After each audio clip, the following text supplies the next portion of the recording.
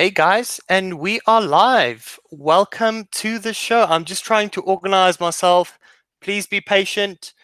This is the first time I'm doing this, so I'm a little bit not even rusty. This is a first timer kind of thing, so I'm a noob at this.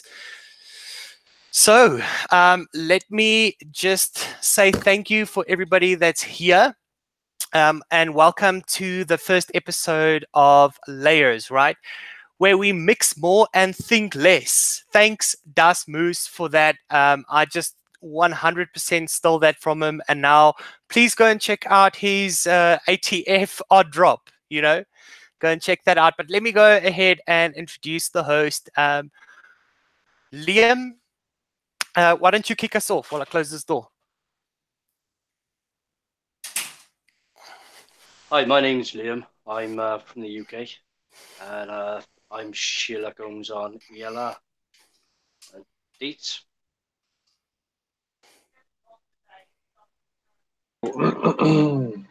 Hi, Deets. So, as you guys all know, I'm on Facebook Mixologist Group, Facebook Deets. All the flavors, Deets with 2 Z's in the end.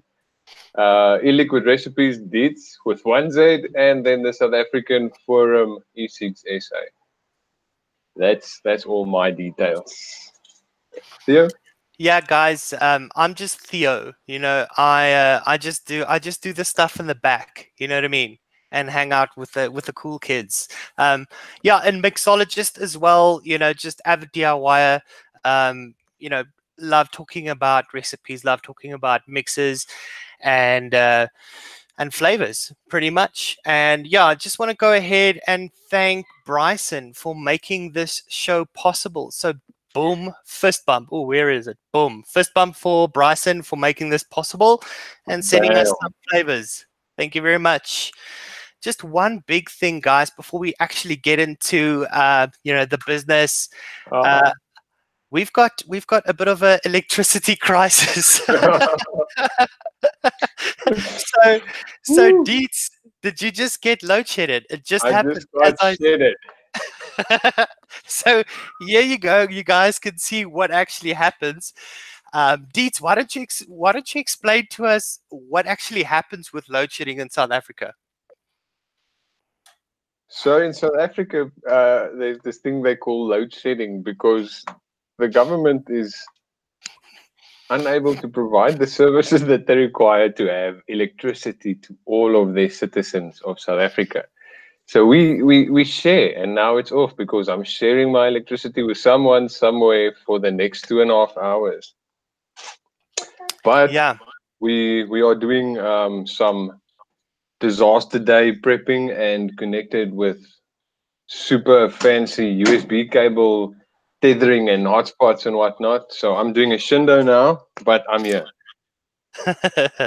Yeah, he shared his power, and I've got power over here, so that's pretty much how it works.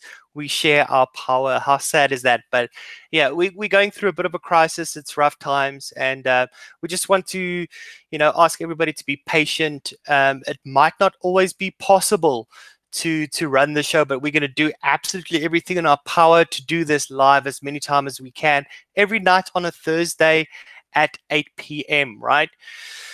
So let's look at who is here in chat. DTF, welcome, dude. Thank you very much for joining us. I think it's like lunchtime over there now. There we've got Vaughan else as well, one of our South African people that we've got in the groups. Welcome, Vaughan. Tammy, nice to see you here, the Tamster. Thanks for joining us. Mechheads, welcome. Super Nerds Vape, welcome there. And Danae B. Hey, Danae B. I haven't seen you around. Another TFV member over there, Rudy van Jaarsveld. Hola. And then that's pretty much it. I think that's everybody that we got in the chat. Welcome, guys. Thanks for joining us. It is Valentine's night, so, I don't think we expect a lot of people, but they'll probably just catch the rerun of the show. That was my coordination there. that went a little bit haywire, and not really thinking that, hey, it's Valentine's Day on Thursday, so excuse me, but at least we get a shot at it while there's not too many people around. You know what I mean? So let's kick this show off, shall we? We're going to kick off with flavor notes. And of course, as you know, this show is about FLV berry blend. Okay. And what we're going to do first is just compare notes on what we tasted with berry blend. I'm going to talk about it just at 1 to 2%. I didn't go any higher than that. What percentage did you guys mix up? So I mixed it up from 1% all the way through to 4%. And I found quite a lot of diversity between these different percentages. Like for instance, with the 1% range, I got a very light cranberry and raspberry type of flavor. It almost reminded me of these very plain, I can almost call them the old school lollipops, the plain flat round lollipop, that red one. So it's that type of flavor. It is a little bit low on flavor on the 1% range though, but it yes, sorry, like I said, it reminds me of like that red lollies. I think at 1% it's good for accents and like the back end notes of candies, specifically with candies at this percentage. And then you can also work it into a mix where there's berries, but there's a little bit of a missing in the red. Also in the 2% range, I found that it becomes a little bit darker in terms of the berries in the profile. So there's a little bit more blueberry and almost like a boysenberry type of flavor for me on 2%. And then that's also where it starts getting that syrupy, I wouldn't call it jammy yet, but a syrupy type of blueberry vibe going with a little bit of light tart notes where that previous raspberry and cranberry on the 1% kind of starts fading out. This I think is a good one to start as or to use as a boost in a berry mix. So with something like a light berry that needs more berry or more intense berry that's more visible. And I think it can also work as a main profile at 2% if you're using a very light cream or possibly a yogurt. Then what I found was on 3%, it's a full-on dark or purple type of berry, but a very berry syrup or almost like a paste of the actual fruits. That jamminess is really starting to puff up here at the 3% range for me.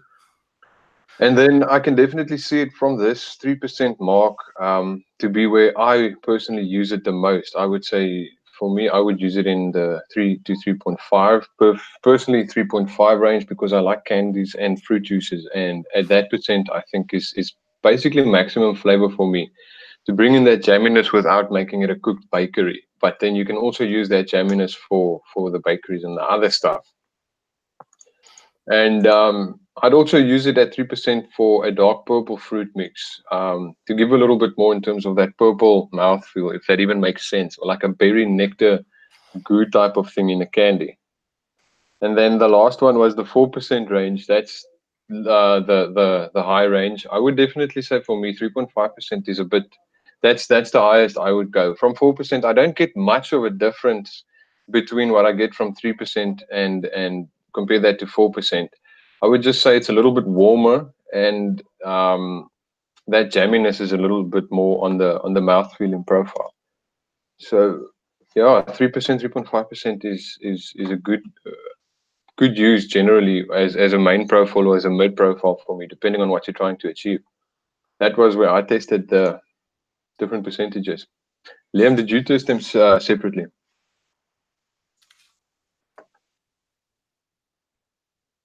Yeah, sorry, I was trying to unmute my mic. Yeah, I tested mine at 2%, but I used my normal testing rig because I like to test at a high wattage. Because for me, I find that brings out a lot more flavor for me. So I tested 2% at 100 watts. And what I actually found was for shake and vape, I found it really light. It actually took for me 10 days for the strength to actually increase, so I could taste a lot more notes. Of the shake and vape, I just get generic blend of red berries with a little bit of blackberry. But then after the 10 days, the full profile then fully come out. I got a well blended berry mix with raspberry top note and possibly strawberry as well, with darker berries then in the mid range, which I believe to be blackberry. Then towards the end of that, then I was getting some cranberry like tartness, so that I'm sure there is some cranberry in there, which possibly adds to the jammy like notes as well that I was picking up off there. It wasn't overly sweet. I found it more like a realistic blend of almost fruit juice, like tending to go into the syrupy. Once it's taken higher than that 2%, as Deets actually picked up, that jamminess really comes through. For me, I'd actually use it as low down as 0.25%. At that level, it would add just a little bit of complexity to a berry mix. Taking it up then to the 1%, 1.5%, that actually gives you the background. That'll give you the background notes then, which would be useful for things like lemonades. And because of that cranberry as well, I'd actually use it in alcoholic blends. I think that cranberry would work really well with the peat tones of a whiskey. And then taking it up then to 2.5%, 3%, that's when you're looking at turning it into a jam, or even using it in a candy blend. But if you're going to use it in a candy blend, I'd say it would need just a little bit extra sweetness just to bring out that candy taste. And I think that's actually everything for my notes on that, Theo. Yeah, so you know, that was the thing for me. I wanted to find out what you guys were tasting more, blackberry, blueberry, or raspberry. I didn't pick up any cranberry, so I think I'll when I do another bit of tasting, I'll see if I can find that. But I could have actually just mistaken that cranberry and raspberry notes. There's a lot of similarities between the two, but that it's those three berries, right? And I get them kind of differently all the time. We find this in recipes as well. It's like one vape, especially if you mixing some kind of 3-fruit recipe. One vape you get pineapple, next vape you get banana, next vape you get more, and that's got to do, of course, with the temperature, like Liam was talking about as well. I didn't find this one to become anywhere kind of medicinal or any harshness to it. I think that syrupy body, that jammy body of this is quite a beautiful rounded mouthfeel, which is quite something. I didn't really expect that. I did read about that, of course, but when I vaped it first, I thought, wow, this is now how you do a jammy sort of base. Then the other thing that was interesting is I didn't find it too fresh. Because of that jamminess, I actually found the mix to feel more like a filling, or more like a jam, or a processed kind of fruit, opposed to a fresh fruit, right? Yes. And then like I explained, because of that syrupy mouthfeel, or that jammy mouthfeel, it's quite a full mouthfeel, and it kind of coats your mouth with it. Then on a sweetness level, I thought it was sweet, but not overly so. So you can still, like Liam said, bump it up with a little bit of sweetener, which makes it a little bit easier to use, because you can just add your own sweetener. But that pretty much covers it from a single flavor testing perspective. Is there anything else I must add, guys? No. I guess that's a no. So I think we've literally just got one more person. Or Willow by James, welcome. I just saw you hop in on chat. Nice to see you. Boom, fist bump. Welcome. All right. So I think what we're going to do is we are just going to hop into the next section where we started mixing. So what we're going to do in these shows is we're going to talk first about the notes, and then we're going to see, because that's really how the thought process goes, especially when you're building recipes, right? People think when you build a recipe, you have to think of the recipe in its complete form from the start, and I don't think that's the correct way of going by it. I think what you need to do first is you need to, it starts out with inspiration from a single flavor test. Then you get an idea of what that flavor is doing at different percentages. Then from there, you feel, okay, this is a little bit more of a candy. This is more jammy, or it could work nice as a gummy. Or I think if you put it in an ice cream, it will be, sweet enough to carry that ice cream quite nicely as a top note. That kind of thing. So a single flavor test, inspires you to where you're going to go next. And where you go next is not necessarily develop a whole recipe. I mean, if you're good, I guess you could do that. But if you just look at a simple way of breaking that down is to rather think about doing it in layers. So you start out with your first layer, and that's what we did here. We just built layers, right? So I'm just going to share. I'm going to share my my layer here, and then just show you guys what I created. All right, so I created a mixed berry jam, and that's because everybody spoke about just that jamminess, that candy sort of rounded mouthfeel, and I was getting that also. So what I created here was a mixed berry jam, and where this really comes from for me is, growing up, we had a domestic worker, and lunchtime when that would arrive, she would make herself and for me, just toast with lots of butter and just jam all over it, right? And the jam that she used was just, jam that was in the fridge, that my parents bought for us and for her. And it was this really kind of cringy, cheap mixed berry jam, but it was so delicious. I've got these memories where as soon as you open up that jam jar, you'll just smell that sweetness. And it was a mixed berry jam. So this is what I was working on. This is what I did. But what I wanted from this jam was I wanted the berries there in this layer to be sort of the, the notes in there, but I also wanted a strong strawberry vibe to it. And I'll show you what I've done here.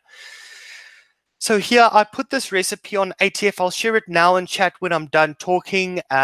But, this is not a complete recipe. It's a mixed berry jam layer that would work well on a cheesecake, ice cream, or a crunchy toast layer. It will also work well as a jammy filling inside a bakery. All right. I don't really mess around with bakeries too much, but I think it will work very well there. Okay. This is the link for this video that we're in right now. So here it is. Okay. For me, I went in, I initially started a little bit higher and thought that the berry blend was a little bit too overpowering with the combination of strawberries that I had used here. Both shisha strawberry and strawberry sweet also have syrupy jam properties to it. So I just went in hard with that jam profile to really create something thick and sticky and gooey, something really realistic jam vibe. And, I've definitely accomplished it over here. So 1.5% FLV berry blend, and then Inawera Shisha 1%, and then JF sweet strawberry, or strawberry sweet at 1.5%. And what this is just a straight up jam filling, or jam that you can put on top of a cheesecake. And that's really what I created. So I'm going to be testing this on a cheesecake. I'm going to go look at Alfred Pudding's his cheesecake trinity, and put this on top of that and see how it vapes. but I expect it will be rather pleasant. I really had fun with this flavor. Is Dietz still here? So I don't think Dietz is here. I think his power's off. But Liam will run us through what he's done on his side.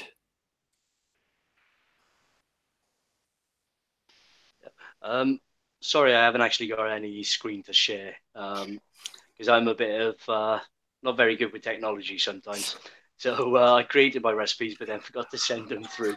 So you're gonna have to bear with me while I actually talk about the percentages.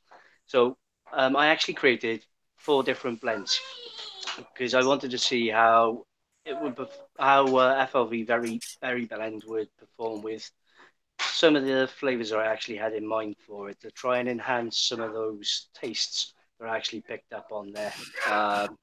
So for my first blend, I actually used the berry blend at 2% and then paired it with Flavora cranberry at 0.5%, because I wanted to try and see if I could bring that cranberry out that little bit more. Now, for me, this actually worked really well. It gave a very slight earthiness to it, which is why I was saying about the whiskies. This would actually work. This blend would actually work very well paired with something like Flavor Out whiskey, which is something that I'm definitely going to be playing around with to see if I can bring out some nice boozes.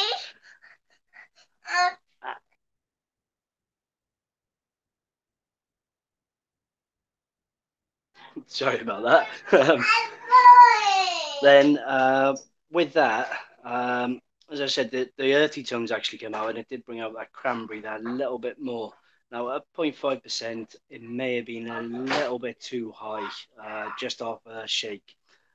In about 2 weeks' time, I think the berry blend will actually pick up in strength, and the cranberry will lower in strength slightly, so it balances out a little bit better. For the second blend, I actually used berry blend again at 2%, and one of the flavors I thought was going to be absolute no-brainer for me was to see how it would actually work with forest fruit, the forest mix from Flavor Art. So I put that in at a 1.25% to see if I could actually get the different fruits from the FA play nicely with the berry blend. And this worked out really, really well. This would actually be the perfect blend, I think, for something like a cheesecake or an ice cream, because it's got the slightly brighter notes mixing nicely with the slightly darker notes in there. It would just work really, really well with something creamy. A blend I thought would work quite well, but didn't actually pan out, was Flavora Berry Blend again at 2%, because I'm using it at 2% in all of these mixes to try and get it so I'm getting the fruit aspect with a nice thick mouth feel without bringing through a lot of that jamminess, because I'm trying to keep it more of a realistic type of fruit. So berry blend at 2%, mix that with Vape Train Australia mixed berries.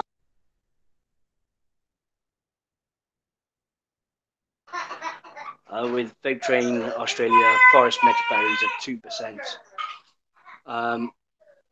This mix didn't actually work very well at all. The Forest Mixed Berries from Vape Train, it's a lot brighter. The notes in there are a lot brighter than the ones I got from Berry Blend, so it just overpowered the Berry Blend completely. I think even if I was to drop it down to 0.5%, they just wouldn't mesh well because of the too much of a contrast between the bright fruit from the bright fruits of Vape Train Forest Mix and the darker fruits of Berry Blend. So that's one I wouldn't recommend trying. For the final blend, then Berry Blend at 2%.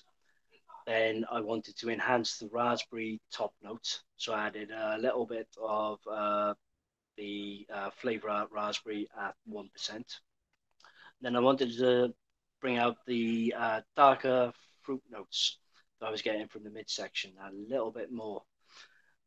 So I added some blackberry from TFA. I used that at 0.75%. Now, these have all blended together really, really well. And after a bit of a steep, I'd expect them to be nicely balanced. This sort of mix would be absolutely perfect for a lemonade, or more of like a lolly type vape, an ice lolly vape, because it would actually, because it's quite dark, it actually play nicely with those lighter, slightly brighter notes from the lemonade to be a nice palate pleaser. That's everything for my Layerz, Theo. Yeah, so I have got the links from Dietz on the stuff that he's created for the show. Sorry about that, guys, but it's just, it's just our reality right now, and we're going to work the best we can around it. I'm going to share that with you guys, and let's just look at what he's created. I'll pop these in chat also at the end of the show. Let's quickly have a look here. All right. So Berry Bubbly, he didn't put a description in, so let's just look at what he's created over here. So this looks like a, let's look, it looks like a sort of effervescent berry blend, right? He's used citrus soda, of course, potentially to bring in that that citrus or that effervescence. He used ice and super sweet as well. I'm not sure what he used Moscato for over here. I'm sure he will let us know, perhaps even in the next show. But he used berry blend in here as the main note, and FA apple Fuji, I think, just to add some sweetness, and just another apple layer into this soda. This is the one Berry Bubbly that he created. I think that would actually be quite delicious. The other thing that he created over here, this is pretty much one of the routes that I wanted to go as well. I wanted to go with a gummy bear. So yeah, shot dates, first bump to you, because I was going to do this as well. I'm actually playing around with it now. So he's gone with jelly candy, of course, berry blend at 3%, which is the main note. And then he's taken some of things I've seen in his jelly candy, or what is it,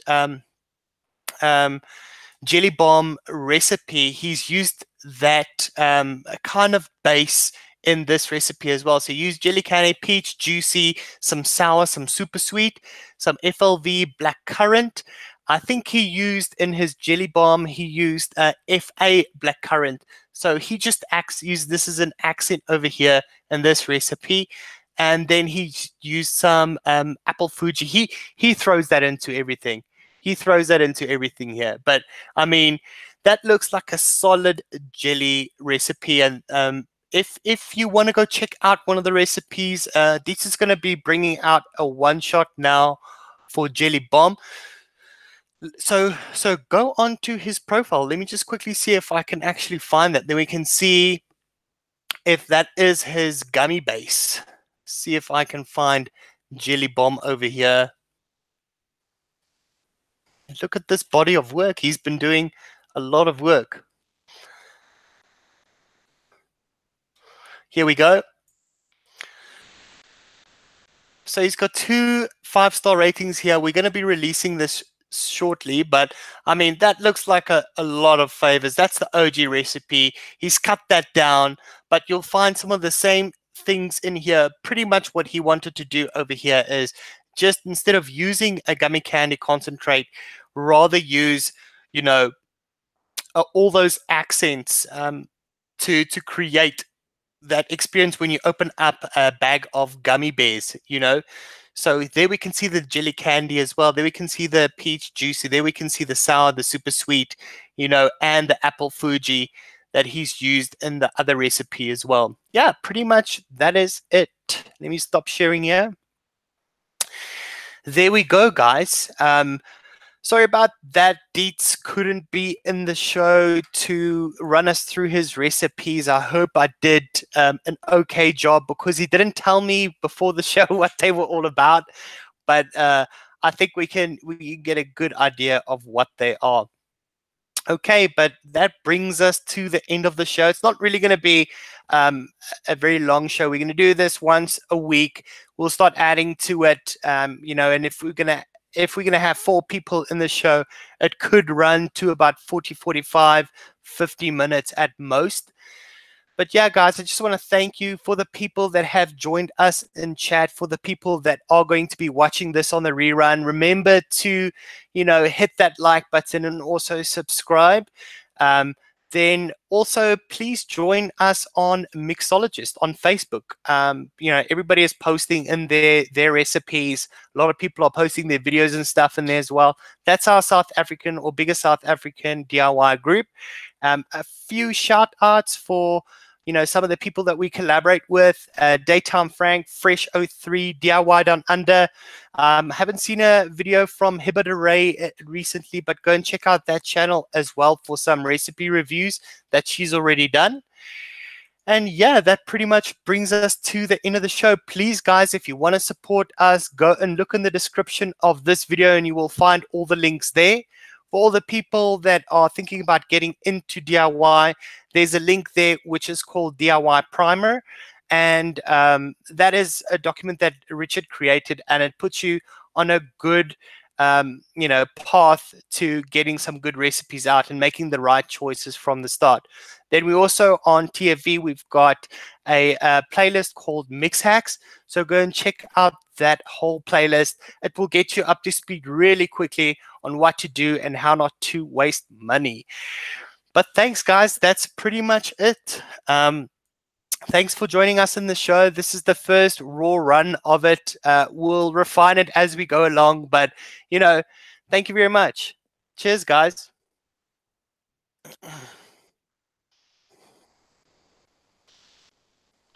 Thanks all.